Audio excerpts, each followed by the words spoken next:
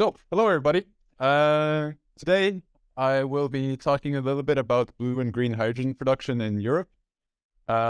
This is in a longer series of research that focuses on the role of the North Sea in the European energy transition.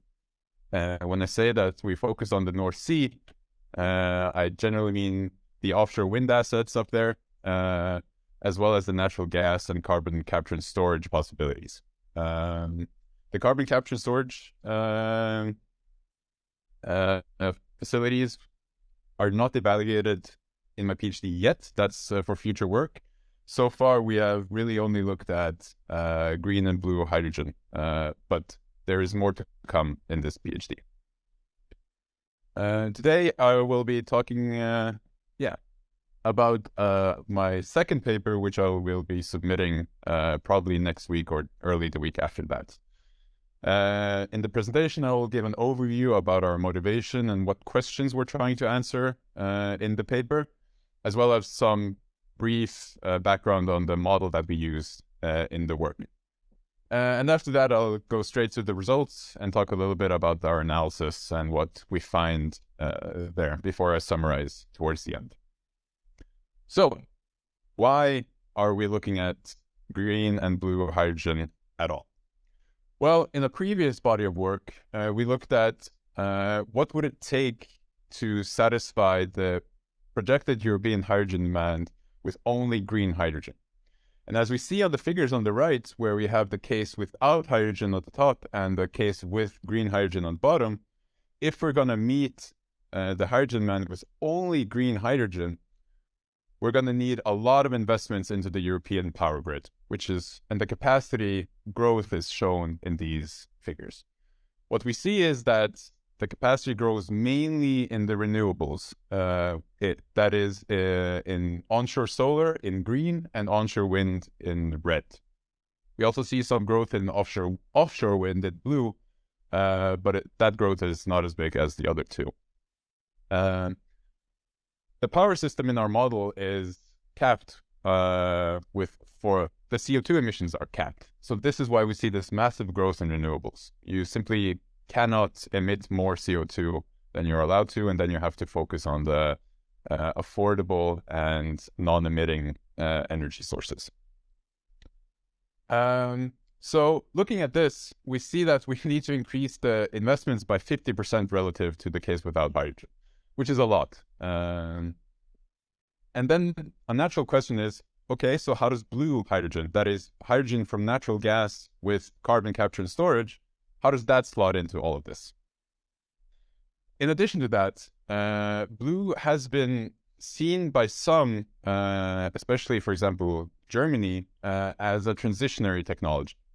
What I mean by that is they foresee that blue can be used in the near and medium term, but in the long term, blue will be phased out in favor of green. So what we will also then want to look at is, does this hold? And finally, we want to study the interactions between green and blue in the European energy system. So that means also not only looking at the production of each, but also how they affect the wider system. And that is reflected in our research questions. So a natural question is, how does the production capacity of green and blue hydrogen develop over time? And this kind of gives us an equilibrium of what is the economical investments into green and blue hydrogen production in Europe.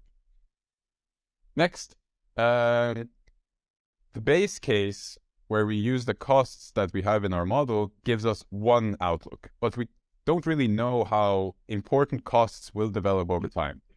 So what we also do is we change these central costs in our model and see how does this affect the equilibrium that we see in our base case. And finally, how do these new equilibria affect the kind of surrounding market in Europe? And we focus particularly on the price of hydrogen, which is of course important to drive demand, and also the price of CO2.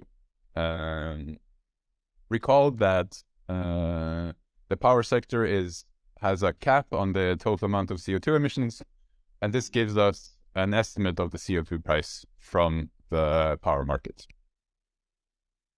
So, to study this, we used the workhorse of our department, which is Empire. Empire is a multi-horizon stochastic optimization program which optimizes investments into the power sector to begin with. So in the power sector, it then optimizes the capacity of generation, the capacity of transport or transmission, I should say, and storage of energy. And then it also optimizes the dispatch of these assets on an hourly basis. So it reflects kind of the day-ahead market quite well in that sense. In my PhD, I have, together with my colleagues in the department, developed a hydrogen module on top of this. So the hydrogen module is implemented quite similarly to the electricity module, where we have hydrogen production, transport, and storage. This applies to all of the nodes that you see on the map on the right. An important assumption or restriction that we've made is that green hydrogen can be produced everywhere. So every country, every node can produce green hydrogen. But this does not apply to blue hydrogen. Blue hydrogen can only be produced in southern Norway, Great Britain, and the Netherlands. The reason why we did this is because we don't, as I said, model the entire carbon capture and storage chain. So we only allow blue hydrogen, which relies on carbon capture and storage. We only allow that in those countries that already have strategies to have carbon capture and storage. So we don't model the transport between countries and such. Another important assumption is that we've set a maximum capacity of blue hydrogen production of 1,000 tons per hour for each node. So in total in Europe, we can maximally produce 3,000 tons of blue hydrogen per hour. This number corresponds roughly to the capacity of the KOS, the gas processing facility, in energy terms. So it's what we're really allowing is one large gas processing facility per country that only produces blue hydrogen as a maximum. I can discuss more about this if we get time towards the end, what this has to say, or what this means, sorry. So let's dig into some results. First, in our base case, let's look at the capacities of green and blue hydrogen over time. So what do we see here? Well, first of all, we see that blue hydrogen is a major source throughout the investigated period, where in the beginning, blue hydrogen accounts for all of the production until 2040, at which point green hydrogen enters the market and steadily grows its market share from there. But already here, we see that blue hydrogen doesn't seem to be this transitionary technology, as is talked about by some. Blue hydrogen is there throughout the period and won't kind of just phase out in favor of green in this case. We see that in 2040, green hydrogen enters the market, and this coincides with a large expansion of renewable production in Europe. So this renewable expansion both allows for low carbon green hydrogen and also cheap green hydrogen. And like I said, it steadily gains market share from the point it enters the market. But this is only one scenario, and we don't know how well it actually reflects the future. So that's why we do a sensitivity analysis. In the sensitivity analysis, we modified two important costs in the model. And these important costs are the capital costs for the electrolyzers for green hydrogen production, and the natural gas cost, which is kind of an operating cost for blue hydrogen. We also looked at modifying the cost of the natural gas reformers for blue hydrogen production, but it didn't really have any effect, so we didn't study that in detail here. So what we do is we take the cost that you see in the figure on the right and we multiply it by a cost factor, basically shifting the cost up and down by the factor. And the factors that we study are between 0.2, which means that we reduce the price by 80%, and the cost factor goes up to 3.0, which means that we triple the price. And we studied this in steps of 0.2. So that gives us 15 points for each parameter, or 225 permutations in total. So let's see what this means for the hydrogen price. So here we see a view of what it has to do with some of the cases that we study. So we vary, on the top we vary the natural gas cost, and on the bottom we vary the electrolyzer cost, and keep the opposite cost kind of at 1.0. So we don't modify the other cost in these graphs. So what do we see? Generally, as we would expect, the hydrogen price falls as the hydrogen market matures. We get more production, and even though the demand keeps increasing throughout all of these periods, we see that the cost decreases over time. Next, we see that the natural gas has a large effect on the price, especially in the early stages, which is to the left of the top figure here. And this makes sense. In the previous figure, we saw how until 2040, blue hydrogen accounts for all production, and natural gas is the most important cost for blue hydrogen production. And so this is also reflected here. We see that the cost of electrolyzers has a quite small effect, and it's only seen from 2045 and later. But the changes are not that big. The biggest change that we see is kind of in the early stages when we vary the natural gas cost. But again, this is a limited view, right? We don't see all of the combinations of our study. We only see a few cases. So let's move on to the meat of the study, actually, which are our contour plots, starting with the capacity shares. So on the left, you see as we the capacity share of green and blue as we increase or decrease the cost of electrolyzers and natural gas cost. A dark blue represents 100% blue capacity. A bright green represents 100% green hydrogen capacity. So what do we see here? Well, comparing the two figures, we see that in 2030, by far, in most cases, blue hydrogen is the main source of hydrogen in Europe. And what this tells us is that in a lot of cases, green hydrogen is basically too expensive to choose early.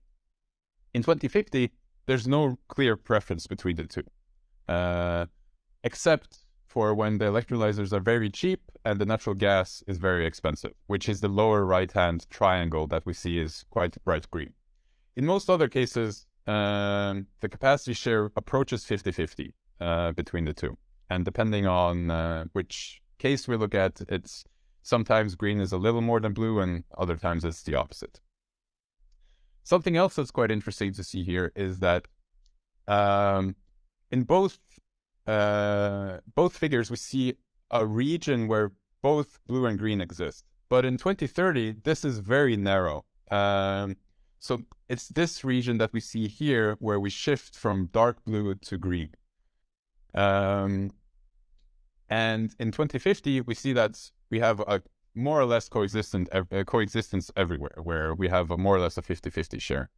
So what this tells us is that in 2030, the question isn't really how much we should buy of each. It's rather which one should we choose. So it's a either or question, not a it's not a trade-off in most cases. So what does this have to do, or how does this affect the hydrogen price, which is quite important? Well, here we see the price of hydrogen in Germany. I chose a specific country because the cost of hydrogen is more or less the same throughout. So this price, even though it applies for Germany, is representative for basically all other nodes in Europe too. So what do we see here? Well, in 2030, like we talked about earlier, the cost of natural gas is extremely important. We can see that the transition or the lines, the contour lines, are more or less vertical. And this tells us that the electrolyzer cost doesn't really matter. It's just the cost of natural gas. We also see that in 2050, the contours are more horizontal, which tells us that electrolyzer cost is much more important, which makes sense. Electrolyzers play a much bigger role in 2050, and as such, they become quite a bit more important when it comes to price setting. We also should see that an early adoption of green hydrogen, which is still the lower right-hand corner over here, leads to a significantly higher hydrogen price in 2030. Whereas we don't see the same in 2050. In 2050, generally speaking, the lowest prices are achieved with green hydrogen. And then, it's not as important as in 2030. And this is actually quite important because what this tells us is that if you go with green too early, that is in 2030 in this case, you will more than double your cost of hydrogen. And this can have quite important consequences on potential demand in Europe. As you can imagine, the cheaper the hydrogen, the more likely potential demand sectors will pick it up. So in this sense, it could be quite important to actually go early with blue in order to supply large volumes of blue hydrogen to the market, cheap hydrogen, I should say. So let's also then look at the CO2 price. Here we see the price of CO2 that is calculated from our model. Some might at this point react that these prices are generally quite low, and I agree. Compared to the prices in the European trading system, these are very low. But recall that the prices here are only calculated for the power sector, while the ETS covers a lot more sectors, and as such, that will drive the CO2 price up. So just keep in mind that this is not the price in the European trading system. It's just kind of, you can think of it as the contribution of the power sector to that CO2 price. So what do we see here? Well, again, we see this lower right-hand triangle in 2030, where we see quite a large increase in CO2 price. And this is because in 2030, the power system has not really decarbonized yet. So we haven't seen a large expansion of renewable power that comes in 2040. And as such, the power that drives the electrolyzers they come from fossil fuels mostly. So you can think of it as coal and natural gas. And since we need to use these fossil energy sources, we also then have to pay a large, that puts pressure on the carbon cap, which drives up the price. In 2050, this is no longer the case. The power sector at this point is quite decarbonized, which means we have plenty of renewables in the system. And this then alleviates the pressure that we see in 2030. And as such, the power price is much lower in those cases with a lot of green hydrogen production. A common thing for both is that we see this region on the left of both figures with high CO2 price. And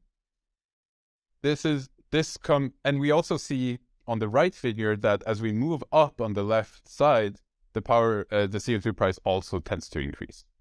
And the reason for this is that, note that on the left, we also have very cheap natural gas. And this means that natural gas becomes more competitive in the power market, which allows gas producers to operate in times with even higher CO2 prices. So that's really what we see. You can think of it as the gas producers being able to bid higher for CO2 in order to produce in the power market. In 2050, the reason why it increases as we move up is because when we move up, we also increase the cost for our electrolyzers, and electrolyzers account for a lot of the hydrogen production that we see in Europe. When the price of electrolyzers goes up, what happens is that the overall capacity is reduced in Europe, and it's more concentrated. And the electrolyzers that exist are run with higher capacity factors. That means they run more often.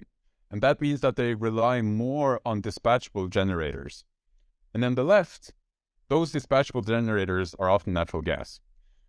In addition, we also see an uptake of generation from other dispatchable generators, such as nuclear power and generators running on biofuels. But those don't emit CO2 in our accounting. So this moving up and increasing the CO2 price is purely driven by running your natural gas power plants more often.